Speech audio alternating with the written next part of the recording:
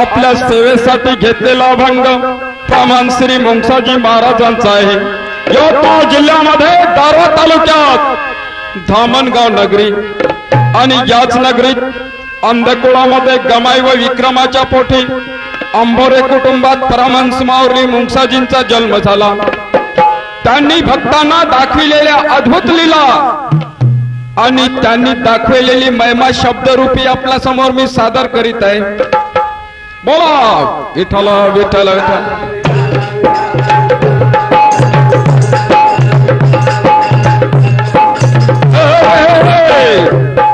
मुंगसाजी महाराजांना कोणी देव म्हणतात तर कोणी माऊली म्हणतात, पण मुंगसाजी महाराजांचे जन्मनाव तुळजाजी, आई तुळजा भवानीच्या आशीर्वादाने गमाई व विक्रमाच्या पोटी त्यांचा जन्म झाला।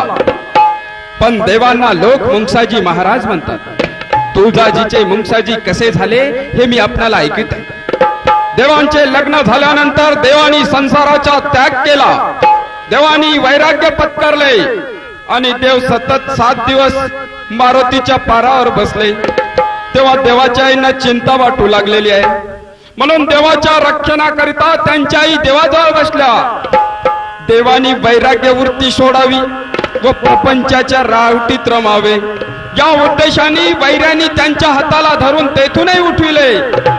हा प्रकार पाहून महाराज तेथून उठले आणि ते तडक वनाकडे निघाले आणि सतत रानात फिरणे, वृक्षवेलीशी बोलणे, स्वानंदात रममान होणे याने देहाच्या सर्व वृत्ती स्वविकारास कायमचा फाटा मिळाला। कुठेही स्थिर बसले नाही, सततचे फिरणे यामुळे झोपी अवस्थाच नष्ट झाली। अंगाला किती ठिकाणी खरचटले, अंगावरचे कपडे कोणत्या घर्षणाने गळून पडले याचे भान नाही। नग्न दिगंबर अवस्थेत फिरत असताना पुत्राच्या दुखाने वेडे झालेल्या आईला तुळजाजी जिवंत आहे व गावाकडे येत आहे असे एका गुरख्याकडून 9 महिन्यानंतर समजले आणि 9 महिन्यापर्यंत महाराज रानावनातच भटकत होते। इकडे गमाई मातेला आपल्या मुलाची चिंता वाटायला लागले। गमाई माता दुःखामध्ये, बाजा तुळजाजी कुठे असेल, बाजा तुळजाजी कुठे असेल, बाजा तुळजाजी जिवंत असेल की नाही। आई जगदंबे, आई जगदंबे, माझ्या मुलाचं रक्षण कर। तुझा माते, तुझ्या आशीर्वादाने झालेल्या माझ्या पुत्राचे रक्षण कर। हे दुःख गमाईला झाले असताना दुःखाने गमाई माता आक्रोश करीत आहे। माता गमाई रडे ठाई ठाई, माता गमाई रडे ठाई ठाई। शोधू कुठे मी केव्हा भेट होई, शोधू कुठे मी केव्हा भेट होई, केव्हा भेट होई। रडे गमाई रडे ठाई ठाई, माता गमाई रडे ठाई ठाई।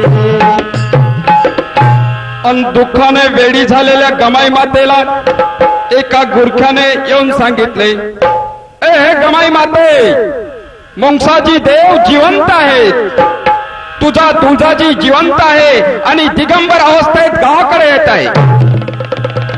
हे त्या गुरख्याचे शब्द ऐकताच गमाई मातेला अतिशय आनंद झाला।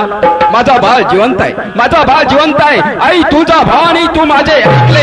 आई जगदंबे, तू माझ्या बाळाचं रक्षण केलं। आणि गमाई मातेला अतिशय आनंद झाला।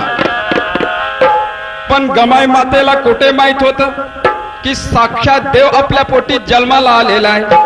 आणि मुंगसाजी महाराजाविषयी अनेक संत महात्म्यांनी त्यांच्या आघातलीला पाहून काही उद्गार काढलेले आहेत। मुंगसाजी महाराजाविषयी राष्ट्रसंत तुकडोजी महाराज म्हणतात, मुंगसाजी माऊली हे खापरखेड्याचे वीज निर्मिती केंद्र आहे। अरे बाबा, आम्ही तर त्यावर प्रकाशणारे बल्ब आहोत।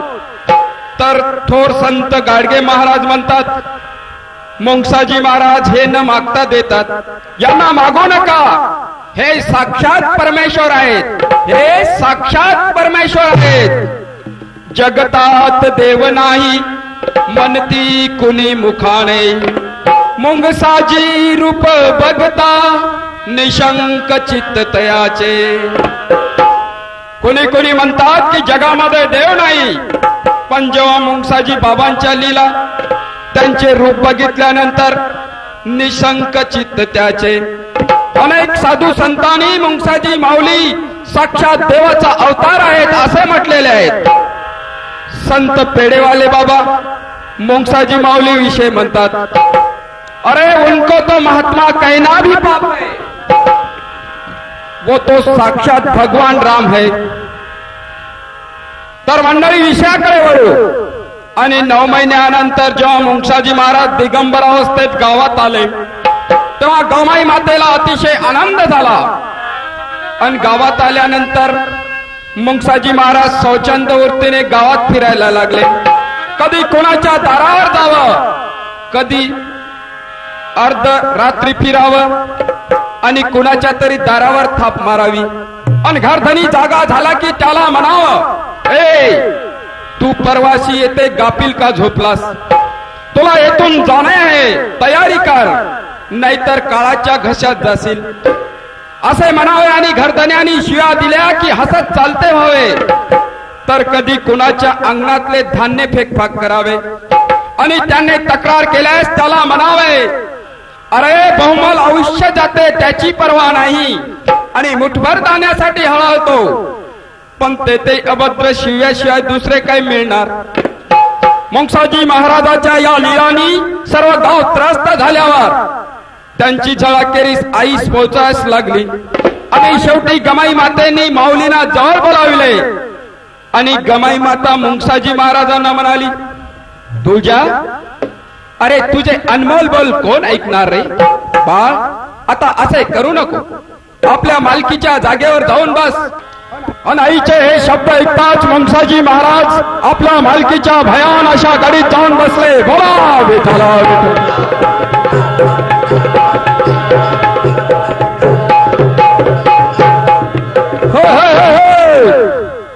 आणि या भयान अशा गाडीत जेथे साप विंचून निर्भयपणे वावरत अशा ठिकाणी मुंगसाजी महाराज जाऊन बसले. आता मुंगसाजी महाराज स्थिर असण्याने त्या गाडीत जाऊन बसल्यानंतर ते जगाच्या दृष्टीपासून दूर झाले होते. मुंगसाजी महाराज त्या गाडीमध्ये 1 नव्हे, 2 नव्हे, 3 नव्हे, 5 नव्हे, तर लागोपाठ 12 वर्षापर्यंत त्या भयानक अशा गाडीमध्ये जाऊन बसले. आणि 12 वर्ष बसल्यानंतर बसण्याचे त्यांचे आसन म्हणजे केवढी भयानक तपश्चर्या होती. आणि हे आसन एवढे दृढ होते की दोन्ही पायाची मांडी व पोटरी जोडकेळासारख्या एकरूप झाल्या होत्या. आणि त्याच काळात भाग्यवान भक्तांनी त्यांच्या एकाच मांडीवर साप व मुंगूस एकत्र बसलेले पाहिले. प्रत्यक्षात साप आणि मुंगूस या प्राण्याचे आपसात कधीच जमले नाही, पण मुंगसाजी माऊलींनी या परस्पर विरोधी असणाऱ्या या दोन्ही प्राण्यांना एकत्र खेळविले. आणि ही साम्य स्थिती बोलाची नसून प्रत्यक्ष प्राप्त करण्याची अवस्था आहे. आणि हा चमत्कार अनेकांनी बघितल्यानंतर तेव्हापासून ते तुळजाजीचे मुंगसाजी झाले. साप विंचू मुंगूस एकत्र खेळविणारे ते तुळजाजीचे मुंगसाजी झाले. आणि वार्ता धामणगाव नगरीत पसरताच लोकांनी देवासाठी एक बंगई टाकली. आणि दसऱ्याच्या शुभ मुहूर्तावर मंगळवारी अभिषेक करून बाबांना त्या बंगईवर बसविले आणि जयघोष केला. मुंगसाजी महाराज की जय. बोला विठ्ठल.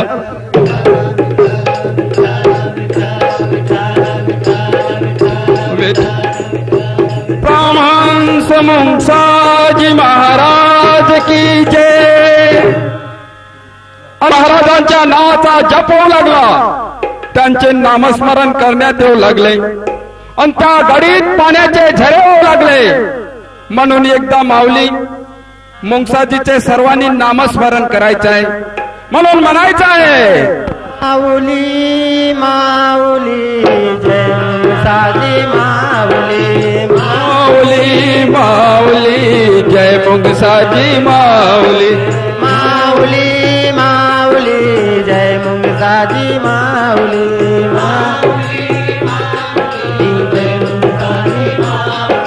भक्ताची तू माऊली दुःखितांची तू माऊली तू माऊली दुःखितांची तू माऊली हे भक्ताची तू माऊली दुःखितांची तू माऊली तू माऊली दुःखितांची तू माऊली माऊली माऊली जय मुंगसाजी माऊली माऊली माऊली जय मुंगसाजी माऊली माऊली माऊली जय मुंगसाजी माऊली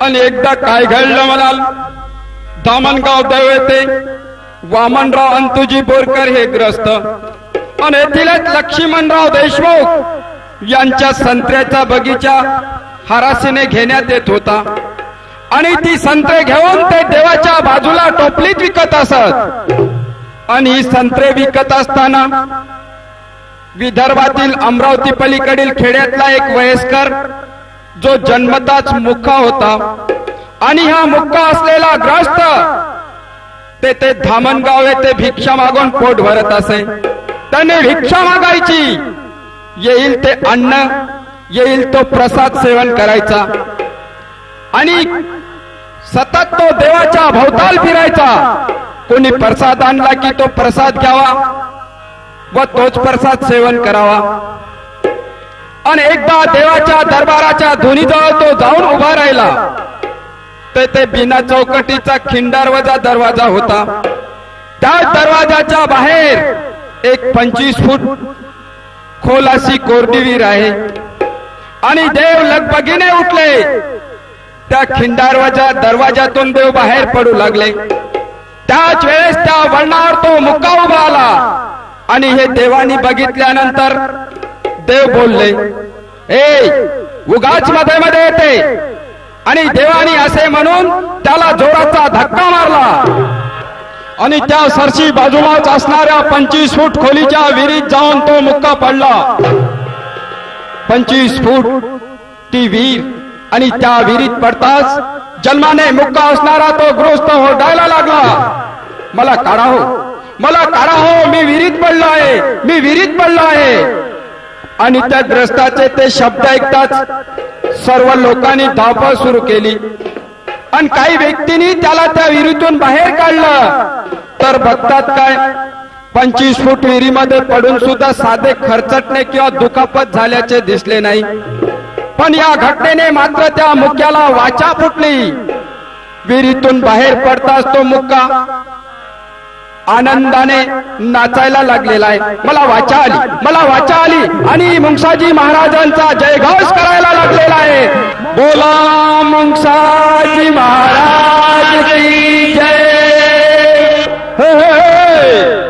आणि एकदा काय घडले म्हणाल शिरसगाव पांढरी येथील एक साधू आपल्या साधुत्वाच्या अभिमानाच्या धुंदीत आला मीही एक साधू आहे मी काय मुंगसाजी महाराजापेक्षा कमी आहे असे मनामध्ये घेऊन मी देवाच्या लायकीचा हो हे दाखविण्याकरता थेट देवाच्या दरबारात आला आणि देवाच्या दरबारात येताच देवाची बंगई म्हणजेच देवाचे आसन आणि थेट त्या आसनावर जाऊन बसला त्यावेळेस देव इतरत्र फिरत होते आणि हा प्रकार देवाच्या एका भक्ताने पाहिला आणि या भक्ताचं नाव आहे साधू माळी आणि या साधू माळीनी हा प्रकार बघताच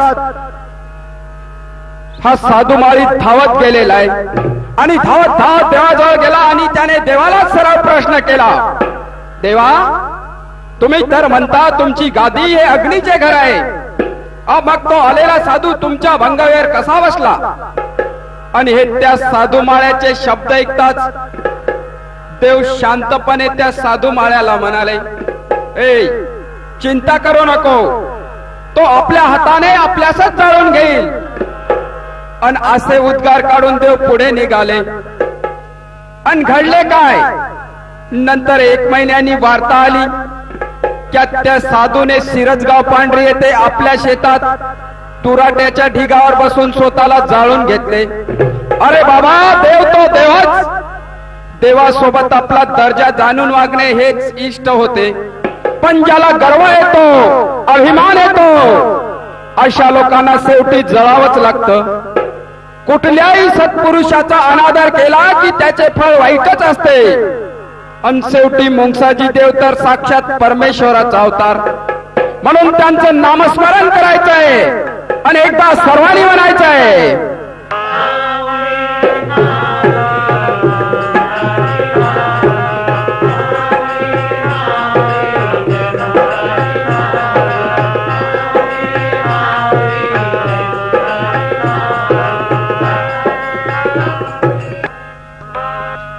आणि एकदा देव धामणगावात असताना त्यांची ती कीर्ती ऐकून यवतमाळ येथील त्यावेळचे इंग्रज कलेक्टर आणि या इंग्रज कलेक्टरनं ठरविलं की धामणगावला जावं आणि देवाचं दर्शन घ्यावं. आणि त्यांनी ही इच्छा लक्ष्मणराव दादासाहेब देशमुख यांना बोलवून दाखवली. आणि लक्ष्मणराव देशमुख हे त्यावेळचे धामणगावचे पाटील आणि हा इंग्रज कलेक्टर धामणगावला यायला लागलेला आहे. आणि कलेक्टर म्हटल्यानंतर मग काय बघायचं. आणि धामणगावला आल्यानंतर त्यांनी देवाचं दर्शन घ्यायची इच्छा व्यक्त केली. मला देवास पाहायचे आहे, मला देवाच्या दर्शनाकरता घेऊन चला, अशी तेथील पाटलाकडे आपली इच्छा व्यक्त केली. आणि कलेक्टर म्हटल्यानंतर मग काय बघता, सर्व मान सन्मानासहित ते देवाकड त्या इंग्रज कलेक्टराला घेऊन गेले. आणि याच वेळेला देव बंगईवर बसून होते. आणि देव बंगईवर बसून असताना कलेक्टर देवाच्या दर्शनाकरता गेले. देवांचे पाय धरले आणि देवाचे पाय धरताच देव उद्गारले, ए कावळा झाडावरून उडून दुसरीकडे जाते रे. आणि कावळा झाडावरून उडून दुसरीकडे जाते रे असं म्हणतात. त्या इंग्रज कलेक्टरला अर्थबोध न झाल्यामुळे त्यांनी पाटलाला विचारलं, देव काय म्हणतात. त्यावर पाटील म्हणाले, साहेब देवांच्या बोलण्याचा अर्थ असा दिसतो की तुमची बदली होणार आहे. आणि घडले असेच. 8 दिवसानंतर काय घडले म्हणाल, कलेक्टर साहेबांची खरोखरच बदली झाली. आणि देव नेहमी रूपकात्मक भाषेतच बोलत असत. त्या कलेक्टरला बदली हवी होती. आणि बदलीचा आदेश मिळतात तो कलेक्टर अतिशय आनंदित झाला आणि आनंदाने देवाच्या चरणी नतमस्तक झाला. इंग्रज कलेक्टर पण देवाच्या चरणी नतमस्तक होऊन देवाचे गुणगान गाऊ लागलेला आहे. आणि देवाचे गुणगान गात असताना मोठा आनंद झाला. म्हणून म्हणायचं आहे, माऊली माऊली जय मुंगसाजी माऊली, माऊली माऊली जय मुंगसाजी माऊली, माऊली माऊली जय मुंगसाजी माऊली. आणि एके दिवशी काय घडलं म्हणाल, दारवा येथील ग्रस्त आणि या ग्रस्ताचं नाव आहे गणपतसा जानसा गुल्लाने. आणि या गणपतसा जानसा गुल्लानेचा मुलगा आणि याचं नाव आहे विजय. आणि हा विजय 1 वर्षाचा असताना याला मृत्यूने कवटाळलं. आणि ही वार्ता घरामध्ये पसरल्या गेली. आपला मुलगा मरण पावलेला आहे हे जेव्हा विजयच्या आई वडिलांना समजलं तेव्हा विजयच्या आई वडिलांनी टाळा फोडला. बाळ बाळ बाळ तू या जगातून आम्हाला सोडून गेलास. बाळ तुझ्या विना आम्ही आता कसे जगावे. बाळ एकदा डोळे उघडून बघ रे बाळ, एकदा डोळे उघडून बघ. आणि हा दुःखाचा आक्रोश घरामध्ये सुरू असताना इतर इष्टमित्र सोयऱ्यांनी त्या बाळाच्या प्रेताला स्मशानामध्ये नेण्याची तयारी सुरू केली. आणि इतक्यात काय घडलं म्हणा, तिथे एक कफनदारी साधू आला. आणि त्या साधूने तेथील लोकांनी विचारले, हा काय प्रकार आहे. तेव्हा लोकांनी त्या कफनदारी साधूला सांगितले, साधू महाराज येथील ग्रस्त गणपतसा जानसा गुल्लाने यांचा मुलगा मरण पावलेला आहे. आणि हे शब्द ऐकताच तो कपनीधारी साधू त्या प्रेताजवळ गेला आणि त्या प्रेताला स्पर्श करीत म्हणाले, अरे हा तर जिवंत आहे, यांचं नाव मुंक्षा ठेवा. असे म्हणून तो साधू तेथून लगबगीने निघून गेला आणि तेथील मंडळींनी, घरच्या लोकांनी त्या प्रेताला हलून पाहिले तर खरोखरच चमत्कार झाला. त्या मुलांनी हालचाल करायला सुरुवात केली आणि हा प्रकार पाहून त्या मुलाच्या आई वडिलांना अतिशय आनंद झाला. आपला मुलगा जिवंत झाला, आपला मुलगा जिवंत झाला, आपला मुलगा जिवंत झाला आणि आनंद गगनात मावेना. आणि ही मंडळी मुंगसाजी महाराजांच्या नावाचा जयघोष करायला लागली. बोला बोला प्रमांस मुंगसाजी महाराज की जय. माऊली माऊली जय मुंगसाजी माऊली. माऊली माऊली जय मुंगसाजी माऊली. माऊली माऊली जय मुंगसाजी माऊली. भक्ताची तू माऊली जय मुंगसाजी माऊली. भक्ताची तू माऊली जय मुंगसाजी माऊली. दुखितांची तू माऊली जय मुंगसाजी माऊली. दुखितांची तू माऊली जय मुंगसाजी माऊली. माऊली माऊली जय मुंगसाजी माऊली. माऊली माऊली जय मुंगसाजी माऊली. माऊली माऊली जय मुंगसाजी माऊली. माऊली माऊली जय मुंगसाजी माऊली. अनेक दिवशी काय घडलं म्हणाल. प्रमांस मुंगसाजी महाराज सर्वच ऋतूत फिरत असत.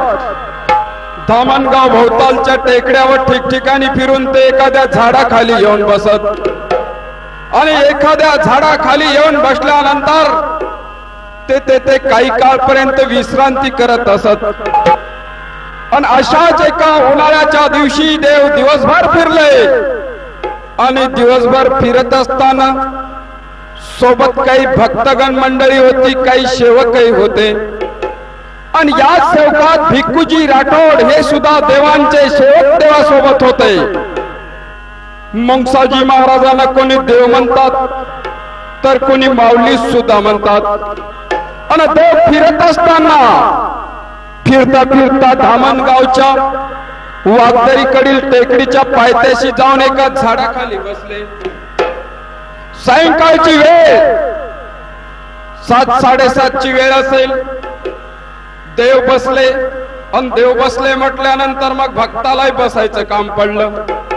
भक्त बसले, सेवक बसले आणि दिवसभरच्या फिरण्यामुळे रात्रीच्या गारवाऱ्यात ही मंडळी थकल्या गेली होती. आणि या गार वाऱ्यात ही मंडळी लवंडल्या गेली आणि तसेच सर्वांना निवांत झोप लागली. आणि ही मंडळी झोपेमध्ये असताना रात्री 8:30-9च्या सुमारास भिक्खूजी राठोड यांना जाग आली. आणि या भिक्खूजी राठोडला जाग येताच याला काय ऐकायला मिळालं म्हणाल. फू फू असा आवाज ऐकायला मिळाला. आणि फू फू असा फुटकार आल्यानंतर त्यांनी काय बघितलं. इकडे देव बोलायला लागलेले आहेत. ए हे तू आला आपल्या कामासाठी, पण ध्यानात ठेव लेकरं समोर झोपलेली आहेत, त्यांना धक्का न लावता येईल. आणि हे देवाचे शब्द भिक्खूजी राठोडाच्या कानावर पडताच त्यांनी फुटकाराच्या दिशेने नजर टाकली. तर काय पाहायस मिळालं म्हणाल. अत्यंत असा विशाल नाग त्यांनी 3 फूट उंच फडा काढून फुटका टाकत येताना दिसला. आणि देवाच्या इशाऱ्यानुसार तो विशाल असा भल्ला मोठा नाग लीनपणाने अगदी हळुवार पद्धतीने त्या झोपलेल्या सेवकांना धक्का न लागू देता देवासमोर आलेला आहे. आणि देवासमोर आल्यानंतर तिथे त्यांनी स्वतःचा फडा उंचावून आणि नंतर तो फडा जमिनीवर टेकून देवास नमस्कार केलेला आहे. देवानी त्यांच्याकडे पाहिले व देव बोलले, ए हे आला तसाच जा, तुझे काम होईल. अरे बाबा, म्हणून म्हणायचं आहे, जे जे देवाच्या चरणी गेले त्यांच्या जीवनाचं सार्थक झालेलं आहे. म्हणून म्हणायचं, मन माझे रमले, मन माझे गमले, तुझ्याच चरणा पायी, तुझ्याच चरणा पायी. मन माझे रमले, मन माझे रमले,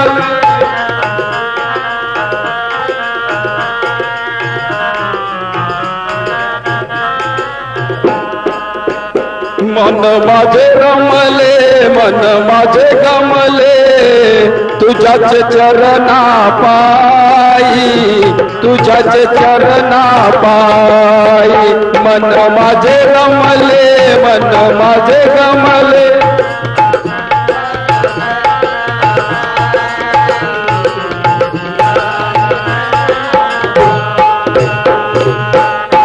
अरे बाबा रे, केवढी अनंत सत्ता!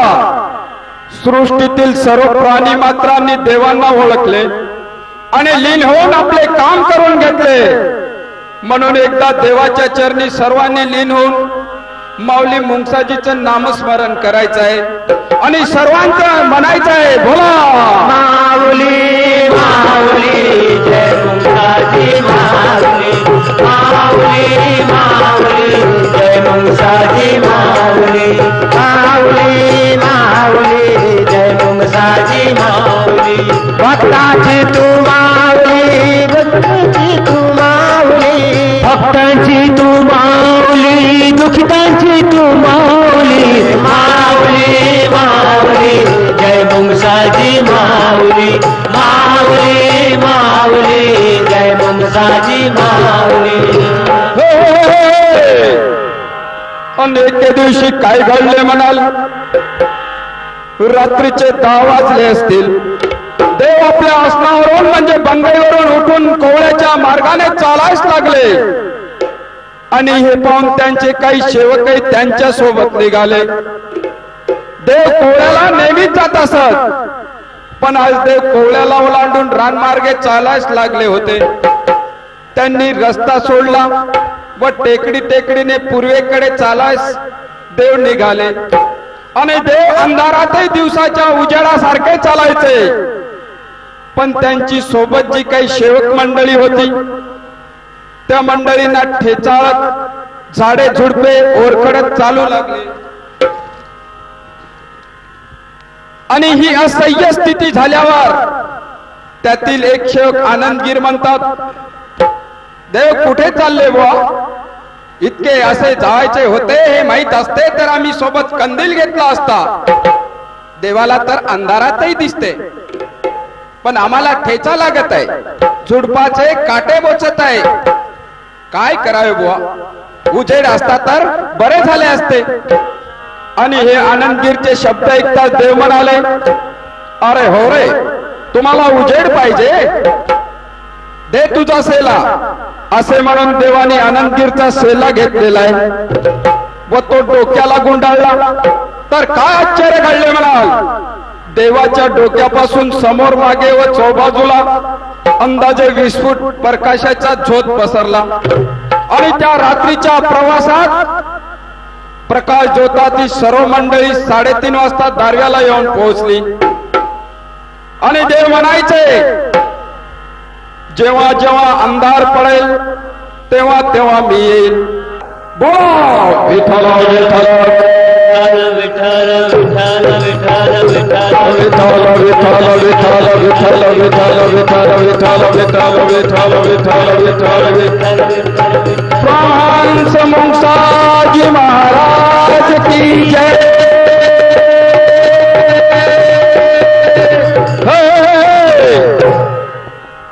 आणि मुंगसाजी महाराज बालवयात असताना आपल्या सवंगड्यासोबत गुरेढोरे घेऊन जंगलात जात असे.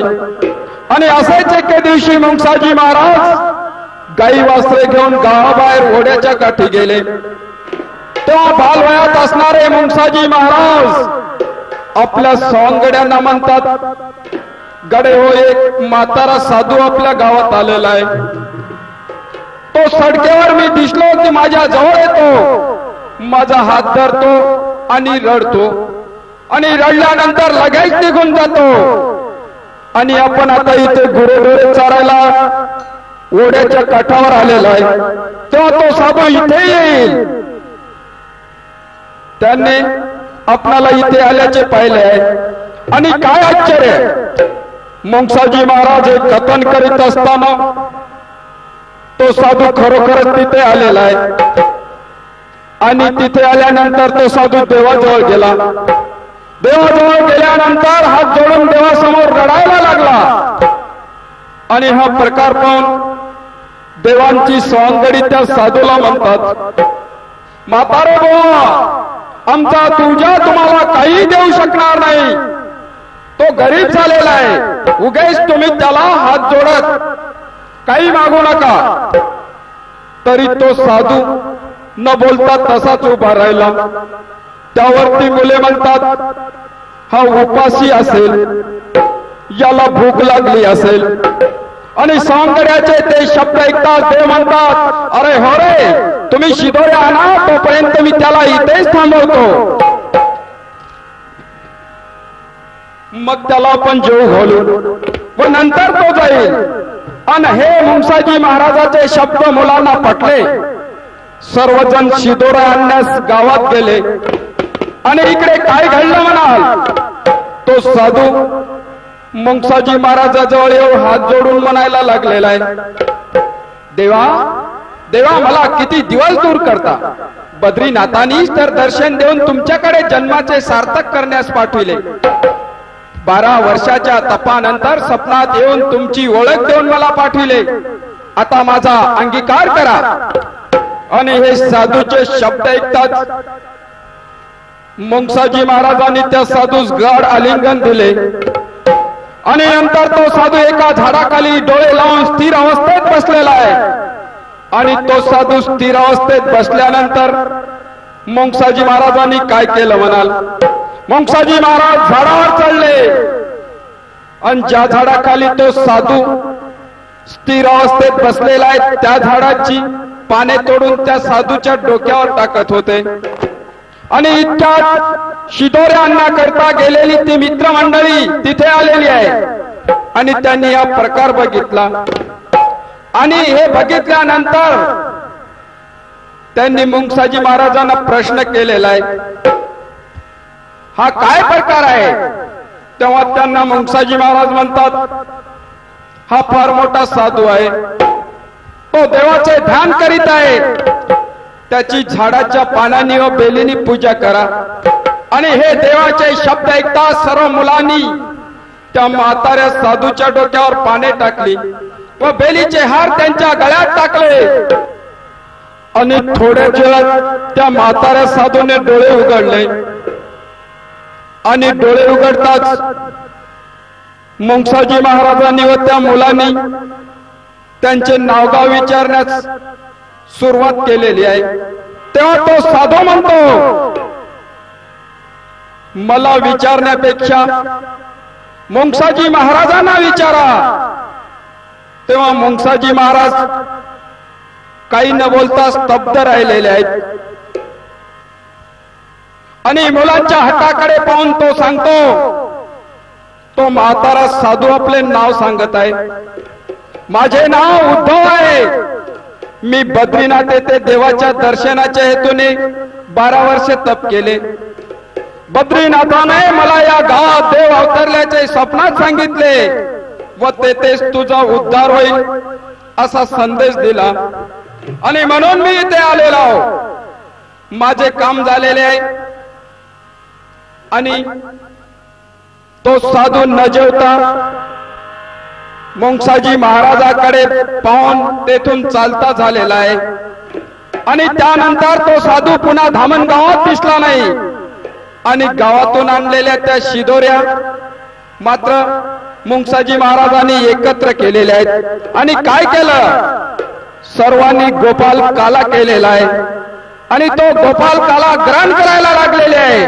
म्हणून म्हणायचं आहे, गोपाला गोपाला देवकी नंदन गोपाला गोपाला गोपाला देवकी नंदन गोपाला धामणगाव देव येथे देवांच्या कीर्तीस ऐकून अर्थ जिज्ञासू यथार्थी व मुमुक्षु असे सर्व दर्जाचे लोक आहेत.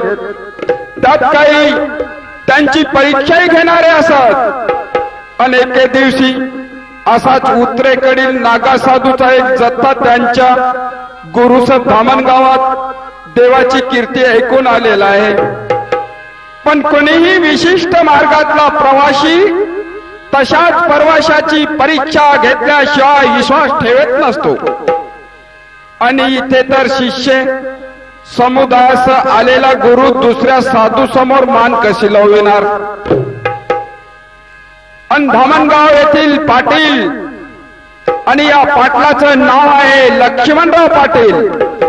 आणि या पाटलाला जेव्हा समजलं की उत्तरेकडील एक नागा साधूचा जत्था आपल्या गावात आलेला आहे, तेव्हा या पाटलांनी पाटील या नात्याने त्या नागा साधूची सर्व व्यवस्था केलेली आहे.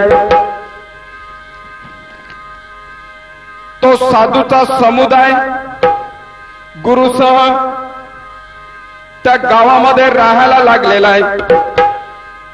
आणि तो साधूचा समुदाय गुरुसह देवाचे दर्शन घेण्याच्या मिशाने गावाबाहेर गेले, जिथे देव झाडाखाली सतरंजीवर बसले होते. आणि त्या साधूच्या समुदायाने वर्तुळाकार केले व त्या नागा साधूच्या एकाही साधूने देवांना नमस्कार सुद्धा केला नाही व तेथून ते हटलेही नाही. त्यावेळेला मुंगसाजी महाराजांचे सेवक संभाजी श्रीराम हे दोघे देवासोबत होते. आणि हा प्रकार पाहून संभाजीचा दिग्मोड झाला. संभाजीला ते बरं वाटलं नाही. देवासमोर एवढी साधू मंडळी आली पण साधा नमस्कारही केला नाही. आणि हे पाहून संभाजी देवाकडे बघतात आणि संभाजीचे ते दिग्मोड होऊन बघणे देवाला समजले. आणि इतक्या देव काय म्हणतात, ए सांभा आता मजा येते रे, आता मजा येते. आणि देव असे बोलतात. क्षणातच देवाच्या मागून एक विशाल असा गवाळ्या नाग आलेला आहे. आणि त्या गवाळ्या नागाच्या पाठीवर देवानी पाय ठेवला. आणि देवानी त्या नागावर पाय ठेवताच त्या गवाळ्या नागाने देवाला नमस्कार केला. आपला फन्ना उंच करून देवाला नमस्कार करतात. हे साधूच्या जथ्याने बघितलेलं आहे. आणि त्या नागा साधूच्या समुदायाचे गर्वहरण झाले. आणि हे दृश्य बघितल्यानंतर सर्व नागा साधूंनी अभिमान सोडून देवाचे दर्शन घेतलेले आहे. आणि नागा साधूचा तो गुरु म्हणतो, अरे ये तो साक्षात शिव है, शिव भगवान है. आणि त्या नागा साधूच्या गुरूंनी काय केलेलं आहे, सर्व शिष्याला बोलाविला आणि देवांची आरती सुरू केलेली आहे. अशा तऱ्हेने त्या नागा साधूचं गर्वहरण झाल्यानंतर देवांच्या लीला सर्वत्र ऐकायला मिळू लागल्या. देवांना पाहून आपणही काहीतरी सत्कर्म करावे, म्हणजे आपण देवाचे लाडके होऊ असं प्रत्येक भक्ताला वाटायला लागलं. आणि याच उद्देशाने मानोरा गावच्या ब्राह्मणाने आपली सर्व संपत्ती अन्नदान व परोपकारार्थ वेचली आणि स्वतःचे राहण्याचे घर सुद्धा गहनात अडकून बसला. सत्काराच्या धुंदीत केलेले काम गळ्याशी आल्यावर त्याची पाचावर धारण बसली व तो ब्राह्मण घर गहनात गेल्यामुळे व त्या घराची नोटीस आल्यामुळे आक्रोश करू लागला. मनोमन मुंगसाजी देवाची प्रार्थना करू लागला. अशा स्थितीत रात्रीच्या 11 वाजता त्या ब्राह्मणाच्या दारावर कोणीतरी थाप मारली. तेव्हा आवाज ओळखीचा आहे असे समजून त्या ब्राह्मणाने दरवाजा उघडला तर समोर त्याला काय दिसलं, साक्षात मुंगसाजी देव. आणि ऐकायला मिळालं, अरे निर्भयपणे उद्या वाशिमला जा, कचेरीत तुझे सर्व काही मी सांभाळून घेईन. असा आवाज ऐकताच देवाची पूजा करावी म्हणून त्या ब्राह्मणाने पूजेची व्यवस्था करण्यास सुरुवात केली. आणि पूजेची व्यवस्था सुरू केल्यानंतर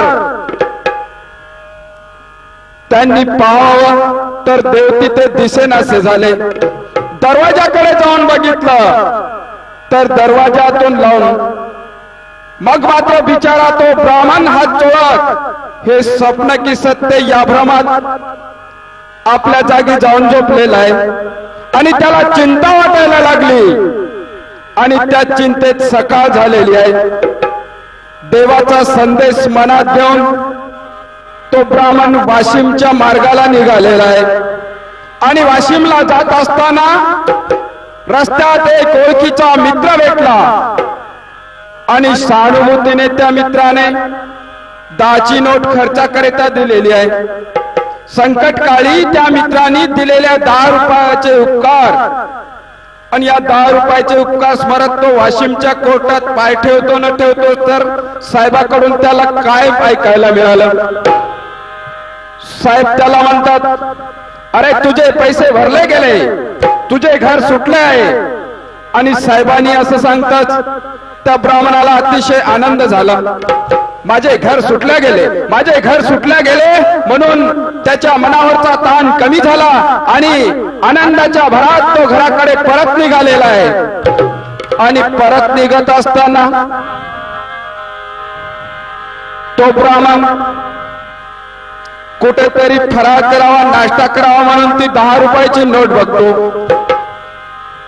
तर त्या 10 रुपयाच्या नोट 10 रुपयाची नोट काढण्याकरता गेला असता त्याला त्या घराची पावती मिळाली.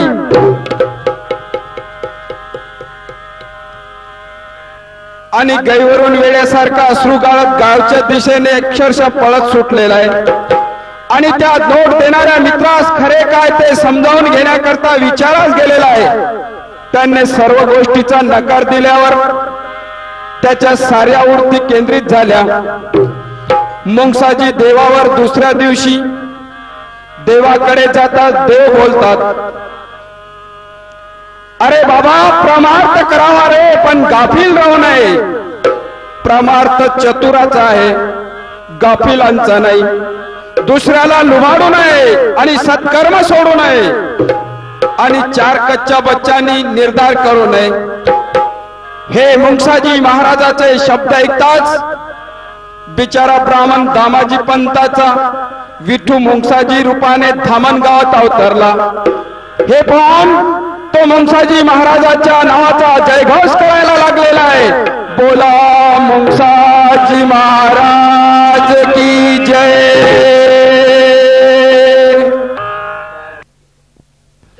सज्जन हो, परमपूज्य मुंगसाजी देवांनी भक्तांना पदोपदी ते चमत्कार दाखविले.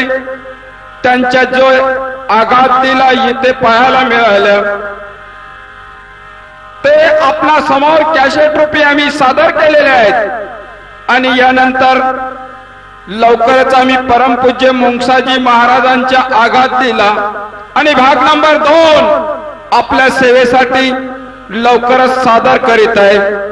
आणि म्हणून सर्वांना म्हणायचं आहे, माऊली माऊली जय मुंगसाजी माऊली, माऊली माऊली जय मुंगसाजी माऊली, माऊली माऊली जय मुंगसाजी माऊली, माऊली माऊली जय मुंगसाजी माऊली, माऊली माऊली जय मुंगसाजी माऊली, जय माऊली जय मुंगसाजी माऊली, माऊली माऊली जय मुंगसाजी माऊली, माऊली माऊली जय मुंगसाजी माऊली, माऊली माऊली जय मुंगसाजी माऊली, माऊली माऊली जय मुंगसाजी माऊली, माऊली माऊली जय मुंगसाजी माऊली, माऊली माऊली जय मुंगसाजी माऊली, माऊली माऊली जय मुसाची माऊली माऊली माऊली जय मुसाची माऊली माऊली जय मुसाची माऊली